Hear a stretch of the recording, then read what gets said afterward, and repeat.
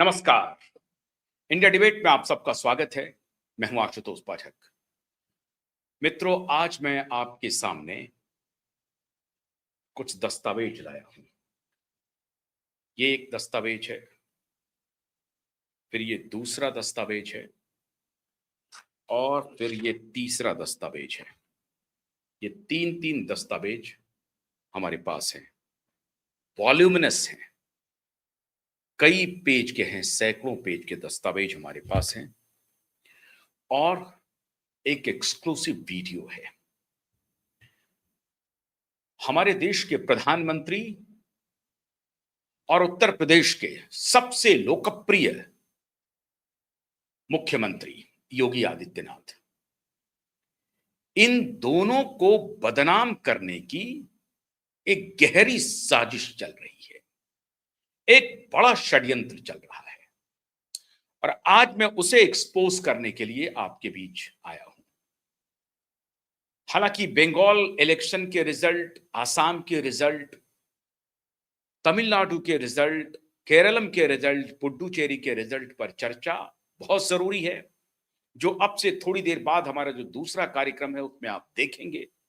लेकिन ये जो बड़ी खबर एक्सक्लूसिव क्यूबाइब नेटवर्क को मिली है, उस पर आज मैं आप सबका ध्यान आकर्षित करना चाहता हूं। अगर ऐसा ही होता रहा हमारे देश में तो फिर वर्दी पर से भरोसा उठ जाएगा, अदालत पर से भरोसा उठ जाएगा, अगर ऐसा ही होता रहा। लेकिन आज मैं अदालत पर कुछ नहीं कहूंगा, क्योंकि आज जो ये ऑर्डर है, ये habeas corpus Delhi high court का ऑर्डर है और ये मामला अभी दिल्ली हाई कोर्ट में चल रहा है। क्या दिल्ली एनसीआर में भी सचिन बाजी और परमबीर की आत्मा घुस गई है? क्या दिल्ली में भी, दिल्ली एनसीआर के वर्दी वालों के बीच भी कोई परमबीर और सचिन बाजे है? मैं क्यों कह रहा हूं परमबीर और सचिन बाजे की बात? क्योंकि परमबीर सिंह और सचिन बाजे के बारे में किसी को बताने की जरूरत नहीं है। अपनी ही पुलिस से फरार हो गया एक कमिश्नर और 3 महीने तक फरार रहा, 3 महीने तक, और वो भी देश की आर्थिक राजनीति का, आर्थिक राजधानी का पुलिस कमिश्नर रहा हुआ व्यक्ति अपने ही पुलिस के इंक्वायरी में भाग जाए, भगोड़ा साबित हो जाए और फिर हाईकोर्ट नहीं, क्योंकि उन्हें यकीन था कि मुंबई हाईकोर्ट में उन्हें बेल नहीं मिल सकता है, गिरफ्तारी हो सकती है, तो सुप्रीम कोर्ट का दरवाजा खटखटाया और सुप्रीम कोर्ट में 3 महीने के बाद बेल रिलीज करवाया, जिसमें जस्टिस खन्ना थे और उन्होंने उनसे पूछा कि आप कैसे वर्दी वाले हैं, अपने ही पुलिस पर आपको शक हो रहा है, आपको पुलिस बुला रही है इन्वेस्टिगेशन के लिए, आप उसमें जा नहीं रहे हैं, जिस पुलिस में आपने 30 वर्ष से अधिक सेवा दी है उस पर आपको भरोसा नहीं है? नहीं था भरोसा। किसे? परमबीर सिंह को। भगोड़ा साबित हुआ परमबीर सिंह, मुंबई का पुलिस कमिश्नर, लेकिन सरेंडर नहीं किया। हाई कोर्ट, सुप्रीम कोर्ट का दरवाजा खटखटाया, सुप्रीम कोर्ट से उन्हें रिलीफ मिली, बेल मिला, एंटीसिपेटरी बेल मिला और इन्वेस्टिगेशन से फिर उन्होंने किसी तरीके से मैनेज किया। ऐसे भी दाग लगे हैं वर्दी पे। जब सुप्रीम कोर्ट ने ऑब्जर्वेशन दिया कि 30 वर्ष तक जिस पर आपने सेवा की है, जिस जिस विभाग में, उस पर आपको भरोसा नहीं है। भरोसा क्यों नहीं था? क्योंकि परमबीर की वर्दी दागदार थी, सचिन बाजे की वर्दी दागदार है और वो अभी हाजत में है, हवालात में है। क्या राष्ट्रीय राजधानी दिल्ली और एनसीआर में भी क्या परमबीर और सचिन बाजे की आत्मा घुस गई है? ऐसा प्रतीत होता है मित्रों, ऐसा प्रतीत होता है और ऐसा प्रतीत होता है कि यह बहुत गहरा षड्यंत्र है।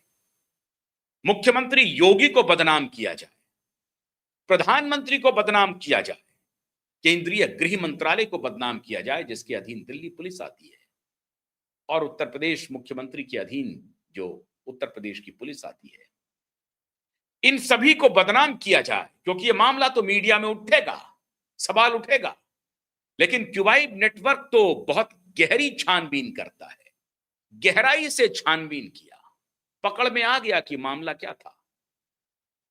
दिल्ली एनसीआर के एक जाने माने व्यवसायी, बड़े व्यवसायी, जिनका दिल्ली एनसीआर में ही एक भव्य मॉल है जिसे दुनिया देखने आती है, दुनिया देखने आती है उस मॉल को।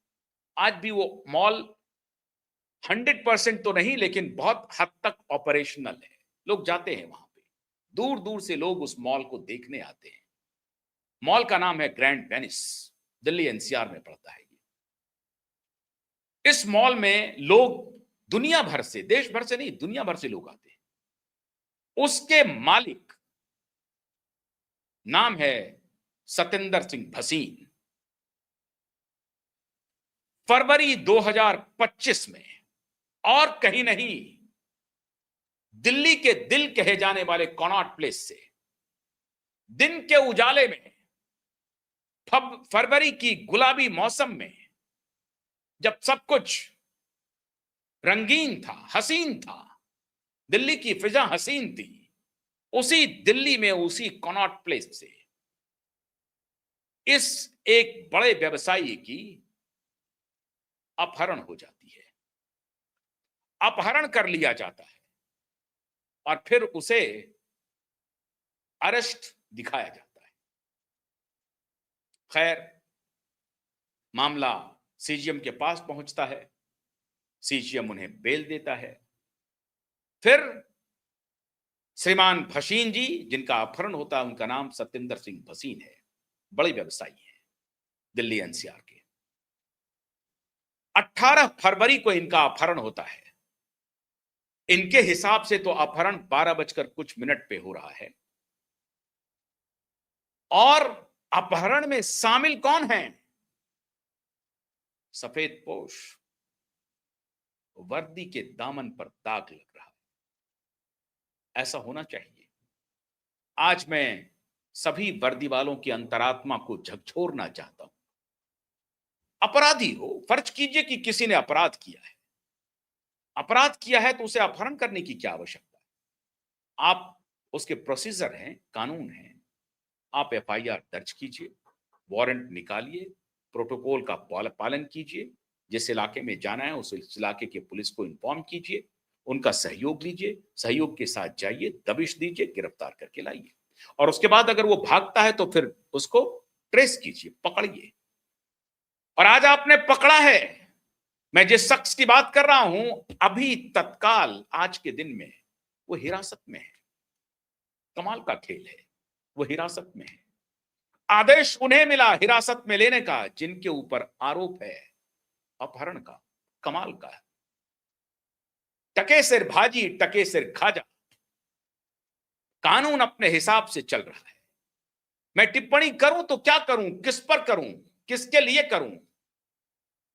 अदालत पर करूं, वर्दी पर करूं, किस पर करूं? या उस षड्यंत्र पर करूं जो षड्यंत्र पर्दे के पीछे खेला गया है? और यह षड्यंत्र इसलिए खेला गया कि बड़े व्यवसायी का अपहरण करो, पुलिस बदनाम होगी, और बदनामी का अंतिम सेहरा योगी आदित्यनाथ पर फूटेगा, प्रधानमंत्री पर फूटेगा, केंद्रीय गृह मंत्री पर फूटेगा। हम हाय तौबा मचाएंगे, हम हल्ला करेंगे, हम माहौल बनाएंगे, हम प्रधानमंत्री से सवाल पूछेंगे, हम योगी को कटघरे में खड़े करेंगे, हम केंद्रीय गृह मंत्री को खड़े करेंगे। और साजिश वर्दी के पीछे से होगी, साजिश पर्दे के पीछे से होगी, साजिश अदालत की आड़ लेकर होगी, और यह साजिश चलती रहेगी, चलती रहेगी। लेकिन क्यूबाइब की नजर, जैसा कि मैंने आपको पहले कहा, क्यूबाइब की नजर बहुत पारखी है, पकड़ लेती है, एक्सपोज कर देती है। ऐसे व्यवसायियों को एक्सपोज करती है जो कैश का खेल आज भी चला रहा है, कैश का। मोदी सबको ट्रैक कर रहे हैं, योगी सबको पटरी पर ला रहे हैं, गृहमंत्री शासन को ठीक करने की कोशिश कर रहे हैं। लेकिन हर विभाग में कुछ लोग ऐसे होते हैं जो उस विभाग को बदनाम करते हैं। पूरी वर्दी दागदार नहीं है, ऐसा मैं नहीं कह सकता। अदालत भी पूरी तरह से दागदार नहीं है, ऐसा मैं नहीं कह सकता। लेकिन इसी अदालत में तो 39 रुपए के लिए 39 रुपए के लिए। इसी अदालत का करतूत है। 39 रुपए के लिए 30 साल से अधिक की सजा भुगत करके एक परिवार, एक शख्स लौटा, उसकी मौत हो गई, पूरा खानदान खत्म हो गया। जिस दिन रिहा हुए उसके दूसरे ही दिन हार्ट अटैक से उसकी मौत हो गई। यह भी इस देश ने देखा है। इसकी भी रिपोर्ट क्यूबाइट नेटवर्क ने ही की है और इसी यशवंत वर्मा को भी पूरी दुनिया ने देखा है। अदालत पर तो कुछ कहने का मन नहीं करता, क्योंकि 1.5 साल से 3 साल से अदालत से ही लड़ रहे हैं। वो अदालत हालांकि मुंबई हाई कोर्ट है, लेकिन ध्यान रहे सुप्रीम कोर्ट भी अब स्क्रूटनी में है। स्क्रूटनी में है। अदालत सवालों से बच नहीं पाएगी। अदालत सवालों के घेरे में है। 18 फरवरी 2025 की घटना है। एक सत्येंद्र सिंह भसीन को कनॉट प्लेस से उठाया जाता है। सादे लिबास में होते हैं। कहा जाता है कि वो पुलिस है। उसे फिर पुलिस थाने ले जाया जाता है और फिर उसमें बाद में जब, और ये भांडा कैसे फूटा, उनकी बेटी ने, सत्येंद्र सिंह भसीन की बेटी ने एक ऐप के जरिए ट्रैक कर लिया कि मेरे पिता कहां हैं, और उनको पता भी नहीं चला। जो अपहरणकर्ता थे उनको पता नहीं चला, और उनकी बेटी उनके वकीलों के साथ उस जगह पर पहुंच जाती है। हक्का बक्का हो जाता है पूरा मामला। पता चलता है कि वो तो किसी पुलिस स्टेशन का एड्रेस है, वहां पुलिस वाले मौजूद हैं। पुलिस वाले हैरान हो जाते हैं, परेशान हो जाते हैं कि आखिर इनकी बेटी वकील के साथ यहां पहुंच कैसे गई, किसने इन्फॉर्म किया। परेशान, हैरान। क्यों? क्योंकि वो जो स्थानीय पुलिस को इन्फॉर्म करना था वो भी नहीं किया, वो भी बाद में किया। ये सारे ऑर्डर यहां पर मौजूद है हाईकोर्ट के, इस दस्तावेज में है। इस दस्तावेज में हमारे पास ये सारे रिकॉर्ड्स मौजूद हैं, सारे रिकॉर्ड्स। अब उस ऐप, मैं समझता हूं कि आईफोन को रॉयल्टी देना चाहिए। Where is my iPhone app से सत्येंद्र सिंह भसीन की बेटी ने अपने पिता को ट्रैक कर लिया 1.5 घंटे के अंदर, और अपने वकील के साथ उस पुलिस स्टेशन पहुंच गई, और फिर वहां सब हक्का बक्का रह गए। अब ये अपहरण है, अरेस्ट है, पुलिस इसे अरेस्ट दिखा रही है। सत्येंद्र सिंह भसीन कह रहे हैं कि ये अपहरण है, और अपहरण के सबूत, डिजिटल सबूत बहुत पुख्ता है, बड़ा भारी है, नकार नहीं सकती उसे। कोई दुनिया की ताकत नहीं नकार सकती। डिजिटल प्रूफ हैं, सीसीटीवी के फुटेज हैं, सारे दस्तावेज दिल्ली हाई कोर्ट में मौजूद हैं। और अब ये पूरा प्रकरण जो मैं आपको बताऊं, आज मैं ये एक्सक्लूसिव वीडियो सत्येंद्र सिंह भसीन का मैं आपको सुनाने जा रहा हूं, जो अपने से उन्होंने बताया है। लेकिन सत्येंद्र सिंह भसीन ने 22 फरवरी को दिल्ली पुलिस में एफआईआर के लिए कंप्लेन दर्ज किया, अपना कंप्लेन किया। आज तक एफआईआर नहीं हुआ, आज तक दिल्ली पुलिस में एफआईआर नहीं हुआ है। नंबर 1। नंबर 2, सत्येंद्र सिंह भसीन ने प्रधानमंत्री को खत लिखा है। उत्तर प्रदेश के मुख्यमंत्री योगी आदित्यनाथ को भी खत लिखा है। उस खत की कॉपी भी हमारे पास मौजूद है। उस खत की सारी कॉपी हमारे पास मौजूद है। और मजमून यह है कि प्रधानमंत्री जी, हम आपसे अपील करते हैं कि इसमें इंटरवीन कीजिए। गृह मंत्रालय को भी गया है, मुख्यमंत्री को भी गया है।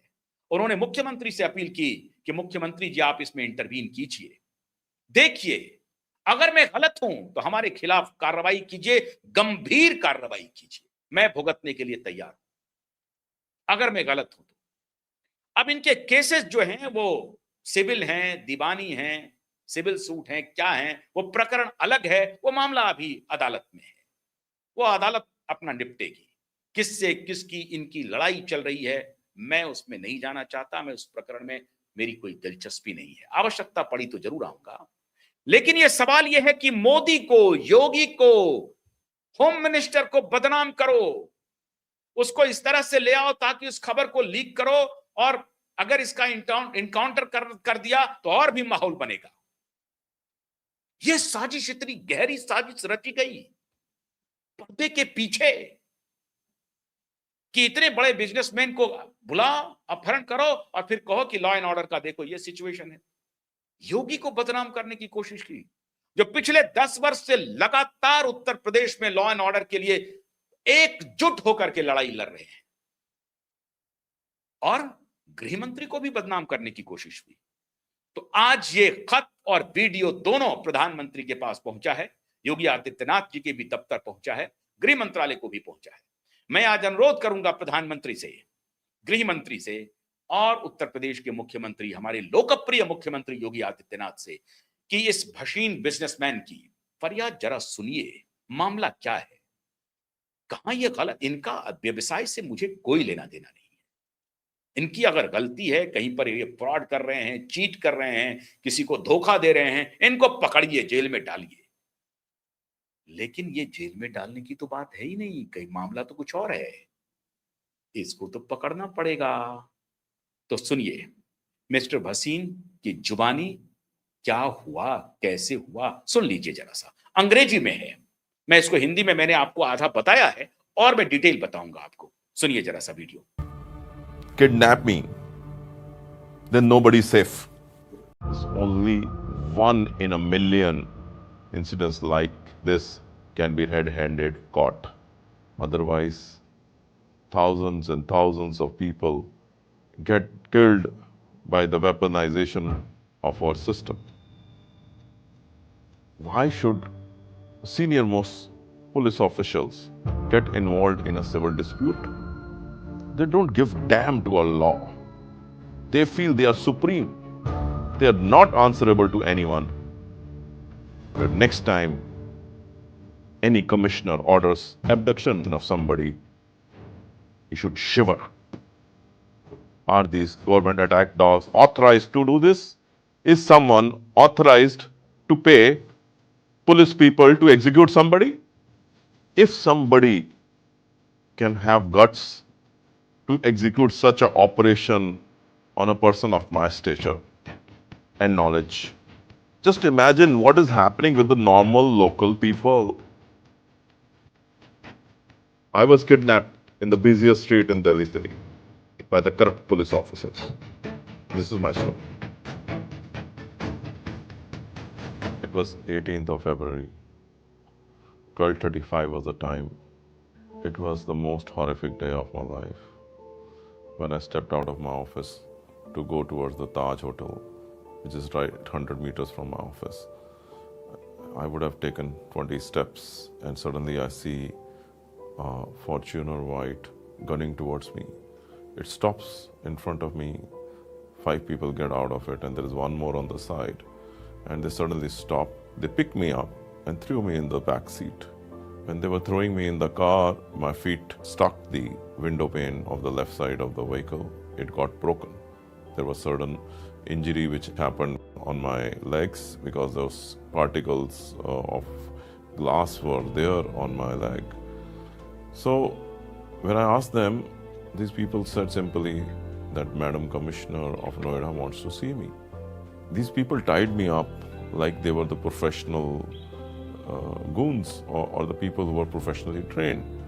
In the meantime, they start driving the car towards the Patiala house. After driving for a certain time, they took me to a secluded spot. The secluded spot was a police chowki. I pleaded, I screamed, I asked them, please allow me to call my family. But I think their intentions were very different. They had some different plan in their mind. And so they were not ready to listen to me. And the spot was such that even if I scream, nobody is going to listen to me. It was probably planned like that. They were all armed. They were all carrying pistols. And I was genuinely very horrified. Suddenly around 4:30, my counsel barges in with his junior and my driver and couple of people. What had happened is, when my phone were not traceable, my children were able to trace my location with a feature of iPhone, find my phone. And then they informed the local council to reach the spot because it was showing the Greater Noida. So he reached the spot. All these people were taken aback. They were completely shocked that our team members and our lawyers were there in front of them. Very surprising, all these 5 people vanished from there. In the meantime, because that car was standing there, the Amit Chauhan with his junior took some photographs of the car. Later we found out the number plate the car was carrying was a fake. Does police use a fake number plate car? Unbelievable. Were they planning an encounter? When we asked them, you tell us what is the scenario? Why did you pick us up? It appeared that they were not prepared for the answer. They didn't know how to respond and what to do. They were just completely confused. But then they said, we have registered a FIR on the complaint of DS Chewing. And on that pretext, because my counsel Amit Chauhan was there, he immediately asked, before you put an arrest, you need to give us a copy of the FIR. So they gave us the copy of the FIR, and the copy of the FIR showed the section which was less than 7 years. So he immediately questioned them, on this FIR, you cannot put an arrest. This is not permitted. So they really got perplexed with the whole situation, realizing that they have done one mistake after the other, because this was never planned. The plan was something else. The plan was something very horrifying. Just because of the intervention of the Delhi High Court and the location tracking by my children, I was found. In the morning, they took me for a medical checkup, which is mandatory as per law. The doctor said there has been a physical assault, and he put some medicine also on my scratches on my legs, which were due to the broken window pane of the car. So, in the meantime, we asked them for an arrest memo, which they never gave. We asked them for a grounds of arrest, which they never gave. Good luck to us that we found such a amazing CGM in Noida court. We explained the whole situation to her, and we told her that the arrest was made at 12:35. As per the documents provided by these people, the FIR was registered at 2:43. Our driver's report to police is at 2 o'clock. The arrest they have shown in their books is 5:45, and the information to Delhi police is at 7:45. As per the protocol, which I know, any interstate arrest, the police needs to be informed first. And for informing somebody, you need to have a police FIR and a warrant. In the meantime, with the grace of God, the CGM was convinced that the whole process was incorrect. She refused the remand asked by the police. I must inform you, it's extremely rarest of rarest incidents when a refusal of remand is done by a judicial magistrate. We are very thankful to the CGM, the remand orders, all the orders under the link below. Go through the orders. On one side, the senior most police officer who is at Health Affairs in Noida and one of the richest industrialists in Delhi, NCR, who is using and pulling his strings and hiring the most powerful lawyers to protect him. I wish that these guys who are responsible, the person who ordered my abduction, the person who undertook my abduction, and the people who went for executing it, they all need to be brought to law. They need to be punished, and they need to be punished fast. I have made an appeal to our respected Prime Minister that he must intervene in this matter, because people of so much power cannot be handled in such a very difficult for us to get justice for that one. एक इतना बड़ा case है।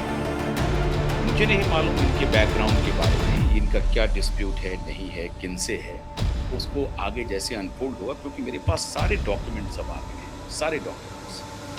अब जिसका जिक्र ये कर रहे थे, हाई कोर्ट अपने एक ऑर्डर में लिख रहा है, the court in Sandeep Kumar supra has categorically held that interstate arrest cannot be effected without following a proper protocol। इसका ये जिक्र अपने में भी कर रहे हैं। और उसमें फिर वो कमिटी का साइटेशन है हाईकोर्ट की तरफ से, अपने ऑर्डर में मेंशन किया है। अब यहाँ पे पुलिस कह रही है कि हमें प्रोटोकॉल फॉलो करने की आवश्यकता नहीं है, हमारा एग्रीमेंट है। अब जो है नहीं है वो तो अब अदालत में तय होगा। लेकिन जो टाइमिंग है अरेस्ट की, उसके सीसीटीवी फुटेज मौजूद है, ऐप के जरिए लोकेशन ट्रैक करने का मामला मौजूद है। ये सवाल है कि पुलिस ऐसा काम करेगी? किसके बिहेव पे कर रही है पुलिस? लार्जर गोल क्या है? क्या एक बिजनेसमैन को उसके किसी अपराध के लिए या अपना कोई स्कोर सेट करने के लिए उसे इंटिमिडेट किया जाए? अगर कोई अपराध किया है तो पुलिस अपना ड्यू कोर्स में, अगर पुलिस के पास कोई संज्ञान आता है तो जरूर एक्शन लेना चाहिए, कानून के घेरे में लाना चाहिए और कड़ी से कड़ी कार्रवाई की जानी चाहिए। कड़ी से कड़ी कार्रवाई की जानी चाहिए, चाहे कितना भी मजबूत व्यक्ति क्यों ना हो। लेकिन सवाल है कि कोई षड्यंत्र करके इतना बड़ा काम आप कर रहे हैं,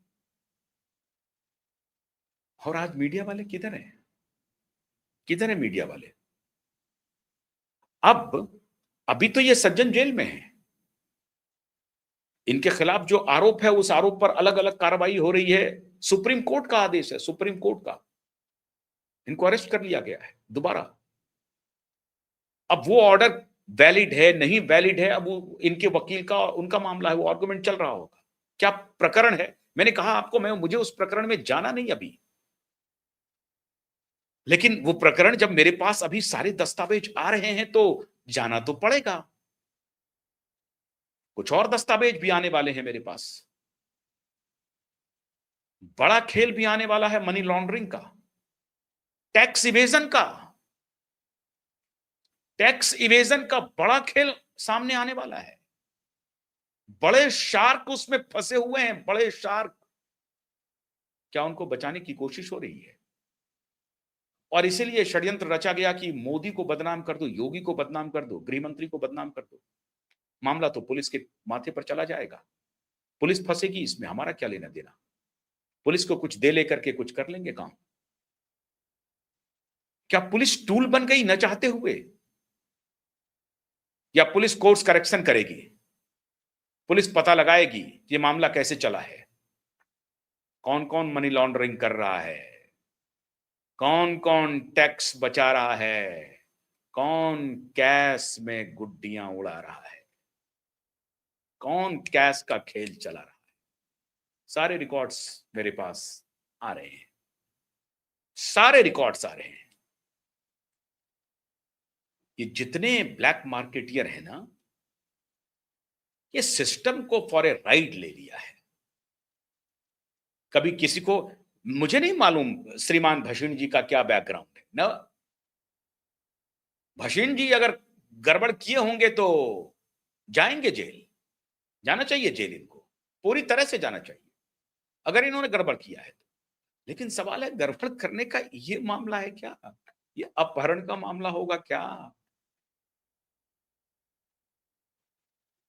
ये सज्जन कह रहे हैं हमारा कोई सिविल डिस्प्यूट है, कोई हम लड़ाई लड़ रहे हैं, हम अदालत में लड़ रहे हैं केस, हमारा मुकदमा चल रहा है प्रयागराज कोर्ट में, इलाहाबाद कोर्ट में, लखनऊ बेंच की इलाहाबाद कोर्ट में हमारा मुकदमा चल रहा है, हम सुप्रीम कोर्ट में लड़ाई लड़ रहे हैं। अलग अलग बातें हो सकती हैं, पूरी दुनिया लड़ रही है, अदानी लड़ रही है, अदानी ग्रुप लड़ रहा है, अंबानी ग्रुप लड़ रहा है, टाटा ग्रुप लड़ रहा है, पूनावाला ग्रुप लड़ रहा है, अभी 12 लाख करोड़ का कॉम्पनसेशन लड़ रहा है। कौन नहीं लड़ रहा है अदालत में?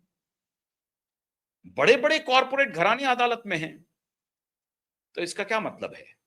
सबके ऊपर गंभीर गंभीर आरोप हैं। कोई किसी का पैसा मार लिया, कोई बैंक का पैसा मार लिया, कोई इस व्यक्ति का तो मेरे संज्ञान में तो अभी तक नहीं आया है कि इन्होंने बैंक का पैसा लेकर भाग गए। ये जो डेवलपर हैं, किसी बैंक का 1 रुपया लेकर के ये भाग गए हो, ऐसा तो मेरे पास नहीं आया है। पब्लिक का कुछ डिलीवरी मान लीजिए वक्त से नहीं किया है, उसके चल रहे हैं केस, उसका जवाब देंगे ये, और उसमें अगर कोई न्याय सम्मत कार्रवाई होगी करनी, किया जाएगा, ये करेंगे, भुगतेंगे जेल। बड़े बड़े लोग जाते हैं जेल। तो टाटा पर केस चल रहा है, अंबानी पर केस चल रहा है, अडानी पर केस चल रहा है, अनिल अंबानी पर केस चल रहा है, बड़े बड़े बिजनेसमैन केस लड़ रहे हैं, मुकदमे लड़ रहे हैं। इसका क्या मतलब है कि आप दिन के उजाले में आप अपहरण कर लेंगे किसी को और फिर सचिनबाजी और परमवीर की जगह कहानी बनाएंगे, कुक करेंगे कोई कहानी, फर्जी कहानी, ताकि निशाना योगी हो, प्रधानमंत्री हो, इसको बदनाम कर दो। प्रधानमंत्री जी, मैंने आपके संज्ञान में आज पहली बार इस तरह की स्टोरी लाई है, और ये ध्यान रखिए, ये जो 3-4 दस्तावेज हैं हमारे हाथ में, ये इंक्वायरी रिपोर्ट है हैबियस कॉर्पस की, हमारे पास हैबियस कॉर्पस की ये इंक्वायरी रिपोर्ट है, हैबियस कॉर्पस की इंक्वायरी रिपोर्ट है। और ये दिल्ली हाई कोर्ट का जो अब तक का ऑर्डर हुआ है वो है, अभी भी चल रहा है मामला। 12-14 महीने से हैबियस कॉर्पस का मामला सल्टा नहीं है, अदालत में चल रहा है। और दिल्ली पुलिस को जो कंप्लेन किया है, तो दिल्ली पुलिस ने एफआईआर ही नहीं किया है। अब ये दिल्ली पुलिस के मेरे ख्याल से कमिश्नर संज्ञान लेंगे इसका कि क्यों नहीं हुआ है, क्या कारण है। और उत्तर प्रदेश की पुलिस पर मैं तो ऐसा नहीं मानता हूं।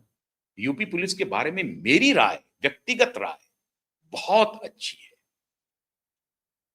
इक्के दुक्के अगर लोग खराब होंगे तो पूरी यूपी पुलिस नहीं होगी, और दिल्ली पुलिस के बारे में मेरी राय अच्छी है। इन जनरल पुलिस वालों के बारे में मेरी राय अच्छी है। इसी पुलिस ने हमें भी प्रोटेक्शन दिया है, ऐसा नहीं है। तो मैं उम्मीद करता हूं कि जहां कहीं अगर कोई गड़बड़ी हो रही है, अविलंब ठीक किया जाए, अविलंब दुरुस्त किया जाए।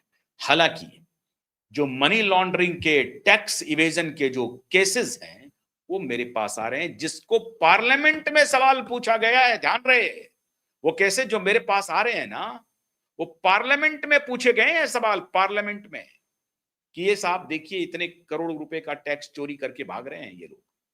सबका हिसाब मेरे पास आ गया है, और मैं जल्द ही 1 by 1 एक्सपोज करूंगा।